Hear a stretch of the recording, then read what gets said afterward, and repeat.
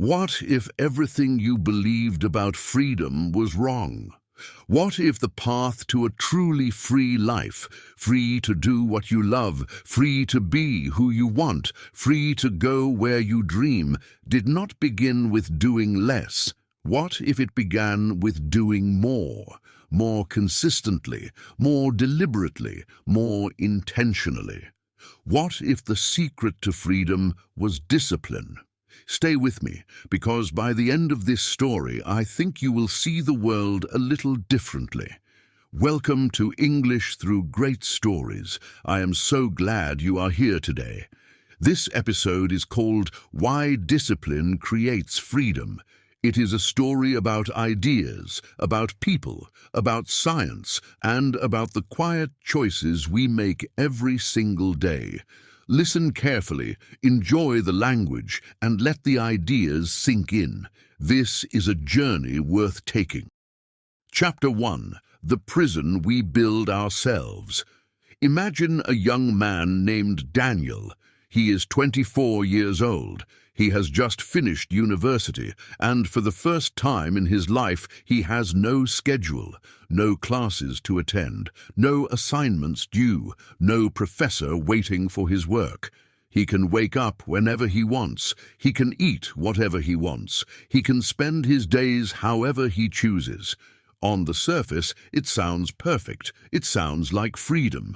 For the first week, Daniel loves it. He sleeps until noon. He watches videos on his laptop. He stays up until 2 or 3 in the morning. He orders food instead of cooking. He tells himself, "This is the life. I have total freedom. Nobody can tell me what to do." He feels a kind of excitement that is hard to describe.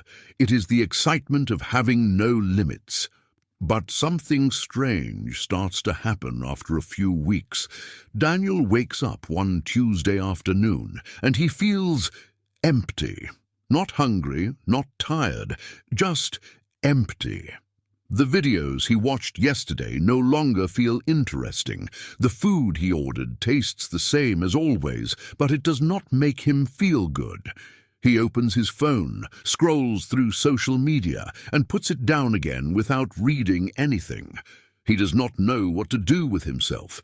He stopped returning messages from friends. Weeks had passed.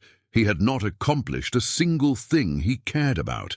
He had wanted total freedom. He had gotten it. And somehow it did not feel like freedom at all. It felt like being lost. It felt like drifting, like a small boat on the ocean with no wind, no direction, and no destination. Every day looked exactly the same as the one before, and slowly, quietly, a kind of sadness settled into his life. He did not understand why. He had everything he thought he wanted. This feeling has a name. Psychologists sometimes call it anhedonia, the inability to feel pleasure from things you used to enjoy. But there is a simpler way to describe it. Daniel was experiencing the emptiness that comes from having no purpose, no structure, and no forward movement. Human beings are not made to simply rest forever. We are made to grow, and growth requires direction. Direction requires discipline. Here is the important thing to understand about Daniel's situation. He was not suffering because he had too many problems. He was suffering because he had too few. Not real problems, not illness or poverty, but meaningful challenges, the kind that ask something of you, the kind that make you stretch. Without those, the days had no shape. And without shape, there was no sense of moving forward. He had mistaken the absence of effort for freedom. The philosopher Aristotle, who lived in ancient Greece over 2,000 years ago, believed that human beings are happiest when they are working towards something meaningful. He called this idea eudaimonia, which is often translated as flourishing. It is not happiness in the sense of feeling good in this moment. It is deeper than that. It is the satisfaction of becoming who you are capable of being. And that process always involves effort. It always involves discipline. Daniel's story is not unusual. Many people experience something similar, especially in a world where entertainment is always available, food is always close, and there is always a reason to delay the harder choices. The cage that holds most of us is not made of iron. It is made of comfort. It is made of easy habits, small distractions, and the quiet belief that doing less is the same thing as being free. It is not. Eventually, Daniel started running, just 20 minutes in the morning. He had no special reason. He was bored and restless, and his body needed to move. But something happened after a few days. He started looking forward to the morning. He started going to bed earlier so he could wake up and run. His days began to have a shape again.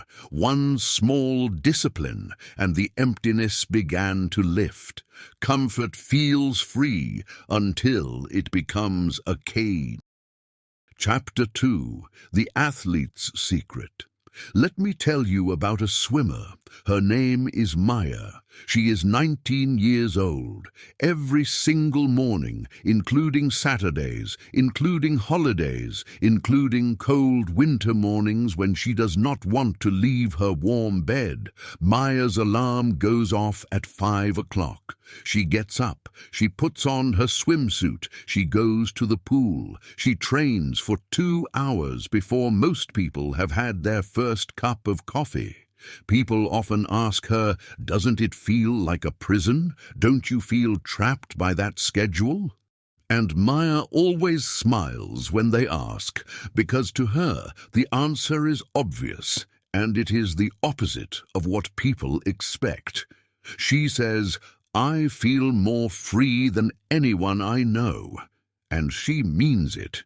Not as a performance, not to sound impressive. She genuinely means it. The discipline is the source of her freedom, not the opposite of it. Here is what she means. When Maya gets in the water after years of disciplined training, her body knows exactly what to do. Her stroke is smooth, her breathing is controlled, her turns at the wall are instinctive. She does not have to think about technique. It is part of her. And in that state, in the water, fully trained, fully capable, she is completely free. She can focus entirely on the race, on the moment, on the joy of it. Compare that to a person who decides one day that they want to swim competitively, but has never trained consistently. They jump in the water and immediately they are fighting their body. Their arms are tired, their breathing is wrong. They cannot think about the race because they are just trying to survive it. The lack of discipline has taken away their freedom in the water. The discipline is what unlocks the ability to truly perform. This pattern appears in almost every field. A trained musician can improvise freely because they know the notes so well that the notes are no longer an obstacle. A skilled chef can create a meal without thinking about the basic techniques because the techniques are automatic. A fluent language speaker can express complex ideas without stopping to search for words. In every case, freedom comes after the discipline, not before it, never before it. Think about your experience learning English right now. In the beginning, every sentence takes effort. You think about grammar, you search for words. You worry about pronunciation. It is not yet free. But the learners who commit to the daily practice, who listen, read, speak, and study consistently, eventually arrive at a point where the language starts to flow. The discipline of the early days becomes the fluency of later years. That fluency is a form of freedom. For Maya, the 5 o'clock alarm is not a restriction, it is an investment.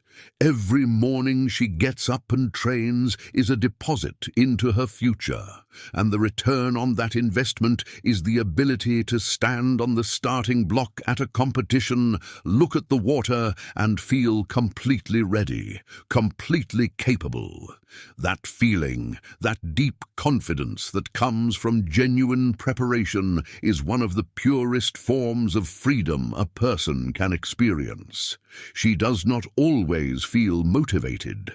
That is the part most people do not talk about. There are mornings when the alarm sounds and she lies in the darkness and does not want to move. Her body is tired, the bed is warm, the pool feels very far away, but she gets up anyway because she has learned something important. Motivation is unreliable. It comes and goes. Discipline stays, and it is discipline that carries her forward on the hard days. Chapter 3: The Science of Small Choices. In the 1960s, a psychologist named Walter Mischel conducted a famous experiment at Stanford University. He placed a single marshmallow in front of a young child, aged around 4 or 5, and made a simple offer.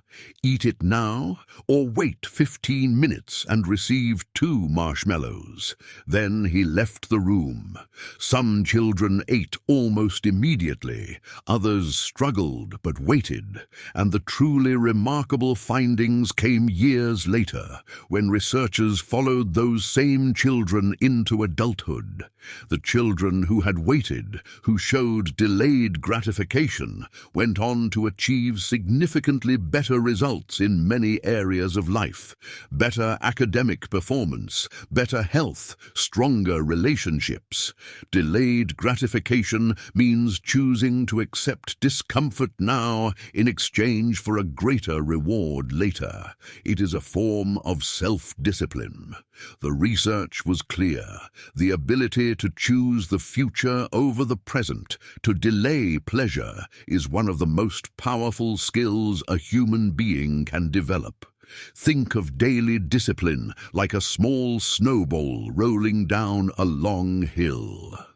At first, it seems to grow very slowly, but each day of practice adds a little more, and over time, something tiny becomes unstoppable. Consider language learning. 20 minutes of English every day does not feel like much in the moment, but small choices made consistently over months and years produce results that once seemed impossible.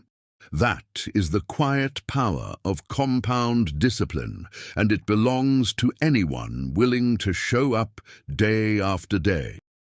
But discipline is not only about sport or science, it is also about creativity, and that takes us to our next story. Chapter 4: The Artist Who Found Her Voice. Her name was Clara. She was a writer, or at least she wanted to be one. She had been writing small pieces for years, journal entries, short poems, half-finished stories that she would abandon after a few pages. She had talent. Her friends told her so. Her writing teacher at school had told her so. But the years passed, and she had never finished anything substantial. She was waiting, she told herself, for the right moment, for inspiration. The problem was that inspiration rarely arrived on schedule. Some mornings she would sit at her desk and feel a spark, an idea, an image, a sentence that seemed to carry electricity, and she would write quickly and joyfully, and the words would come easily. But most mornings were not like that. Most mornings were grey and quiet and ordinary, and on those mornings she would sit down, stare at the blank page, and eventually get up to make tea or do laundry or anything else. Then one day she read something that changed everything. She read about the author Toni Morrison, one of the greatest American writers of the 20th century, winner of the Nobel Prize in Literature. Morrison had written her early novels while working full-time and raising 2 young children alone. She woke before dawn, sometimes at 4 in the morning, and wrote while the house was still dark and quiet. Not when she felt inspired, every single morning, regardless of how she felt. Toni Morrison once said something that Clara never forgot. She said that she used to believe she needed to feel ready before she could write, but eventually she learned that readiness does not come before the work. It comes from the work. Sitting down and beginning, even on the difficult mornings, even when the words felt slow and heavy, was the act that created the condition for writing. The discipline summoned the inspiration, not the other way around. Clara decided to try. She committed to writing for 30 minutes every morning, not when she felt inspired, but every morning, no exceptions. The first week was difficult. She produced sentences she did not like. She deleted more than she kept, but she showed up. The second week was a little easier. The third week, something shifted. She noticed that the mornings when she had written felt different from the ones when she had not. They felt better, more purposeful. After 3 months, she had a first draft of a short story, something she had never completed before. It was not perfect. It needed a great deal of work, but it existed. It was real. She had made something. And she understood for the first time that the freedom to create, the real creative freedom she had always longed for, had not come from waiting for inspiration. It had come from building the habit of showing up. Many great artists have said something similar. The composer Pyotr Tchaikovsky, who wrote some of the most beautiful music ever created, once wrote in a letter that inspiration is a guest that does not visit lazy people. Inspiration is not something you wait for, it is something you earn through showing up. Tchaikovsky was not alone in this belief. Across different centuries and different art forms, great creators have arrived at the same quiet truth. The writer Maya Angelou had a similar practice. She would rent a small hotel room, just a simple room with a bed and a desk, and go there every morning to write. No television, no internet, no distractions, just herself and the work. She did not wait for a perfect writing space or a perfect mood. She created conditions that gave her the best possible chance of doing the work. And then she did the work, day after day after day. Here is what both of these writers teach us. Creative freedom is not the ability to do whatever you want, whenever you want. That kind of freedom produces nothing. Real creative freedom is the ability to make things, to bring ideas from your mind into the world. And that ability is built through discipline, through showing up, through doing the work on the hard days as well as the easy ones. The routine is not the enemy of creativity. It is the soil in which creativity grows. Chapter 5. What freedom really means. At this point, let us take a step back and think about a deeper question. What does freedom actually mean? We use the word all the time. We say we want to be free. We say we value freedom. But if someone asked you to define it, to explain it precisely, what would you say? Most people, when they imagine freedom, imagine the absence of limits, no rules, no responsibilities, no one telling them what to do. But is that really what freedom is? Consider a bird. A bird in a cage is clearly not free. It cannot fly. It cannot choose where it goes. Its world is limited by the bars around it. Now imagine the same bird released into the open sky. That, we would say, is freedom. But notice something important. The bird can only truly fly because it has wings, strong wings, developed through use. If its wings were weak or damaged, the open sky would be meaningless. The freedom would be useless without the capacity to use it. This is the key insight. True freedom is not just the absence of limits. It is the presence of capacity. It is the ability to actually do what matters to you. And capacity is built through discipline. The musician who has practiced for thousands of hours is free in a way that the untrained person is not. They can sit at a piano and express anything they feel. That expression is only possible because of the discipline that came before it. The ancient Stoic philosophers understood this deeply. Marcus Aurelius was the emperor of Rome, one of the most powerful men who ever lived. He had the authority to do almost anything, and yet he kept a private journal, a collection of personal notes that we still read today, called Meditations. In those pages, he wrote to himself constantly about self-discipline, about controlling his impulses, about not being ruled by anger or desire or comfort.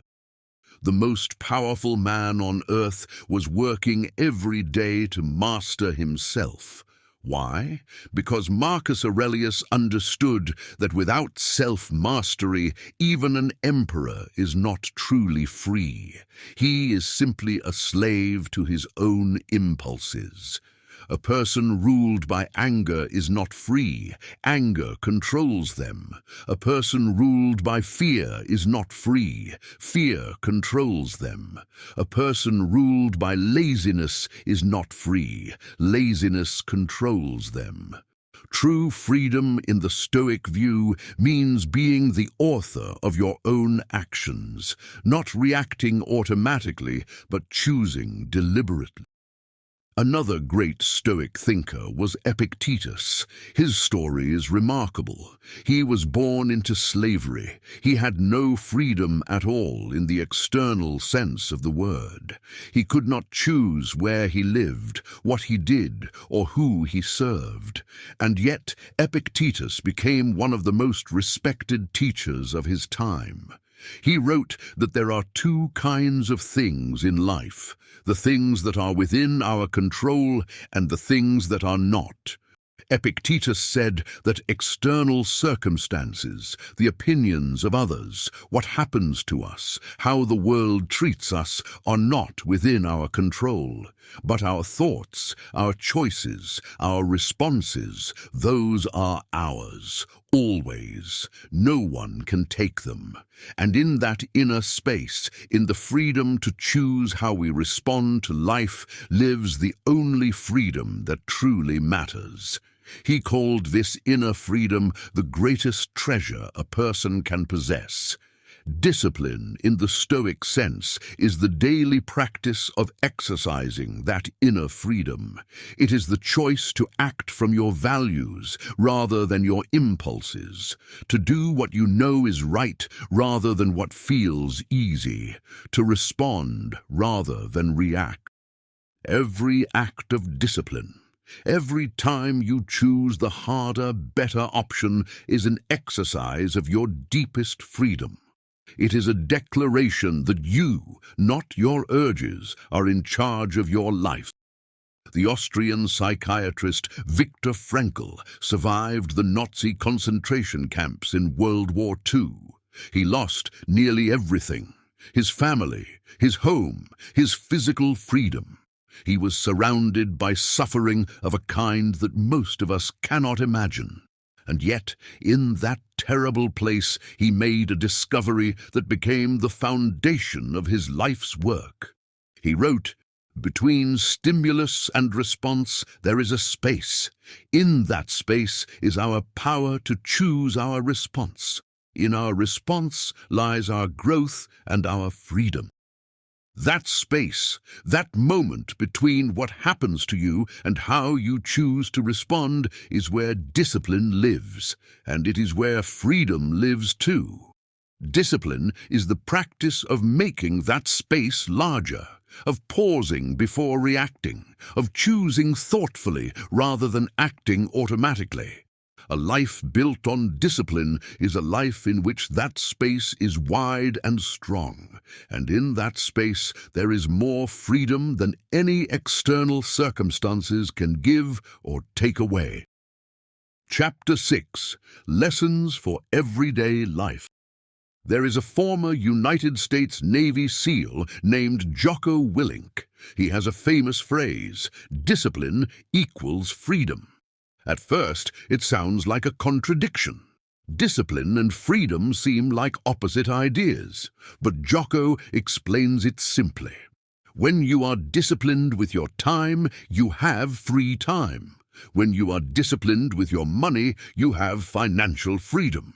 When you are disciplined with your health, your body is free to perform. The discipline creates the conditions for freedom to exist. By now, I hope the idea is becoming clear. But ideas need to land in real life to truly matter. So let us come back to the ground. Let us talk about practical, everyday moments where discipline and freedom meet. Because you do not need to be an Olympic swimmer or a Nobel Prize-winning author to experience this truth. You can experience it in your kitchen, in your bedroom, on your morning commute. The principles are the same everywhere. James Clear recommends a strategy he calls the 2-minute rule.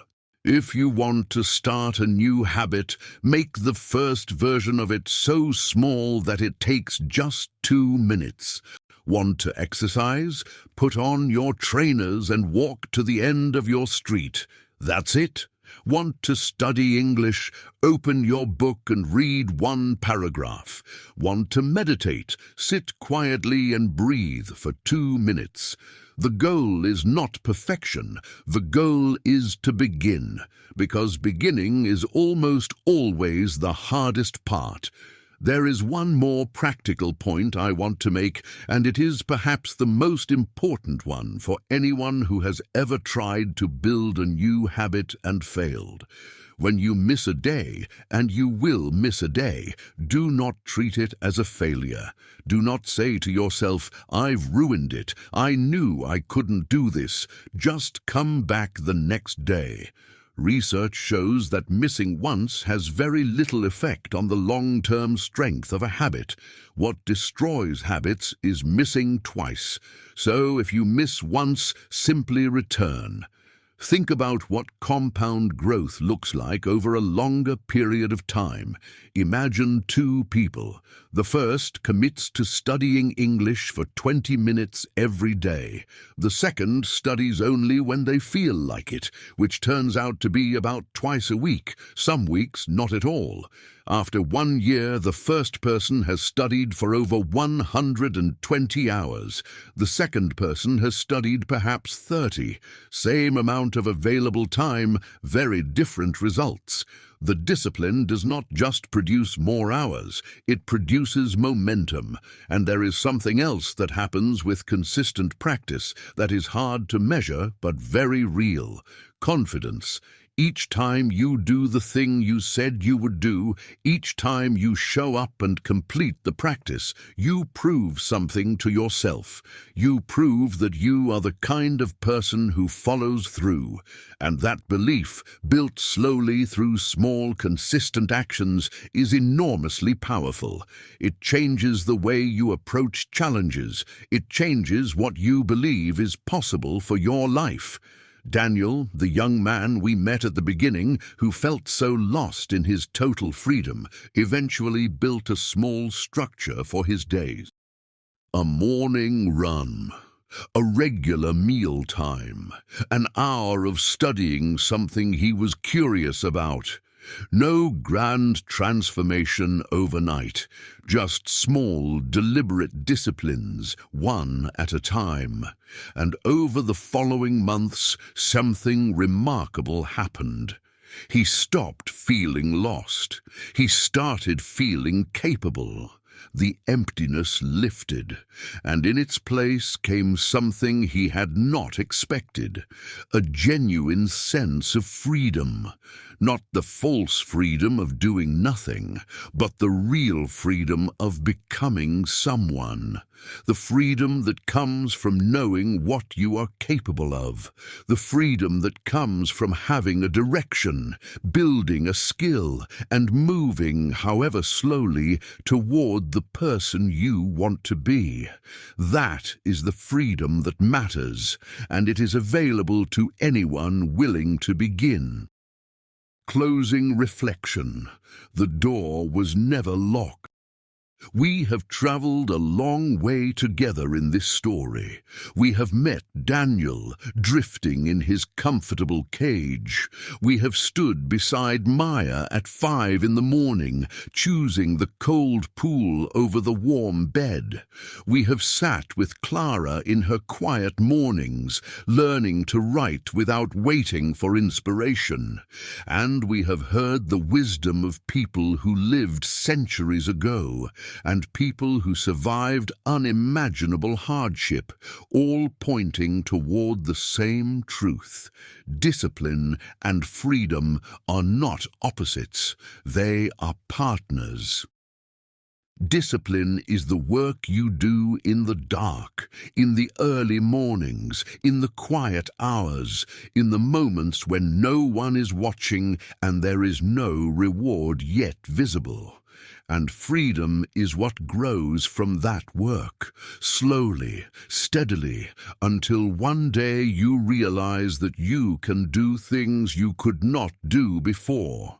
You are capable in ways you were not before, and that capability is a kind of freedom that nothing outside of you can give.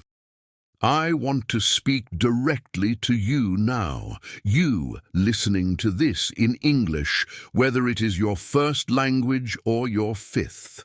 The fact that you are here, listening to a 30-minute story in a language you are working to master, tells me something about you. It tells me that you are already practicing discipline. You are already choosing the longer road. You are already investing in your future self. Do not underestimate what that means.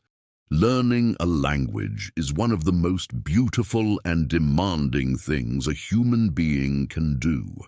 It requires patience. It requires consistency. It requires the willingness to feel uncomfortable, to make mistakes, to not understand, to start again. Every minute you spend in honest practice is a deposit into a future version of yourself who speaks, reads, thinks, and connects in a new tongue. That future self is already being built, right now, in this moment, by you. Think about the one area of your life where you most want more freedom. Maybe it is your health. Maybe it is your career. Maybe it is a skill you have always wanted to develop: painting, writing, playing an instrument, speaking a new language. Whatever it is, ask yourself this one question: what is the smallest, most specific, disciplined action I could take today, not tomorrow, not next week, but today, that would move me one step in that direction? It does not need to be dramatic. It does not need to be impressive. It just needs to be real, and it needs to happen. 1 page, 10 minutes, 1 glass of water instead of something less healthy, 1 conversation in English instead of switching back to your native language, 1 walk instead of sitting still. The size of the step does not matter nearly as much as the direction. Point yourself toward the person you want to become and take 1 step. True freedom is not the absence of effort. It is the deep satisfaction of being capable, of being able to do what matters most to you, with skill, with confidence, and with joy. It is the swimmer in the water fully at ease, the writer whose sentences flow, the speaker whose words come naturally in a language once foreign to them. That freedom is real, it exists, and the path to it begins not with doing less, but with choosing more deliberately. The door was never locked, it was only ever waiting for you to reach for the handle. And the handle, as it turns out, is made of small, daily, quiet acts of discipline. Reach for it. Not when everything is perfect, not when you feel completely ready. Now, today, with whatever you have, wherever you are. 1 step, then another. The freedom you are looking for is already on the other side. Thank you for listening to English Through Great Stories. I hope this episode gave you something to think about and something to feel. If it moved you, if it challenged you, if it gave you even 1 useful idea, then it has done its work. Share it with someone who might need to hear it. Come back again soon, and whatever language you are building, whatever skill you are growing, whatever dream you are quietly working toward, keep going. The world needs the person you are becoming. Until next time, take good care of yourself, and remember, discipline is not the enemy of your freedom. It is the only road that truly leads there.